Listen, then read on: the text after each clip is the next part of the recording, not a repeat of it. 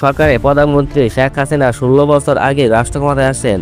ক্ষমতায় আসার ১ বছরের মাথায় ২০১০ সালে তার বিরুদ্ধে দায়ের হওয়া ৯টি দুর্নীতি মামলা বাতিল করে রায় দেন হাইকোর্ট।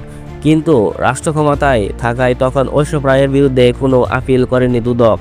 বিগত ৫ আগস্ট রাজনৈতিক পট পরিবর্তনের পর হাইকোর্টের ওইসব রায়ের বিরুদ্ধে আপিল করার উদ্যোগ নেওয়া হয়েছে। সব মামলা সচল করা হচ্ছে। এর মধ্যে খুলনায় ভাসমান বিদ্যুৎ কেন্দ্রের নির্মাণের অনুমতি দিয়ে বঙ্গবন্ধু মেমোরিয়াল ট্রাম্পের নামে ৩ কোটি টাকা চাঁদা নেওয়ার অভিযোগ করে মামলা আপিল করা হয়েছে।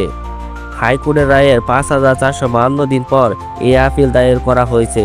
এর সঙ্গে দীর্ঘদিন পর আপিল দায়ের করা ব্যাপারে বিলম্ব মার্জনা চেয়ে একটি আবেদনও করা হয়েছে।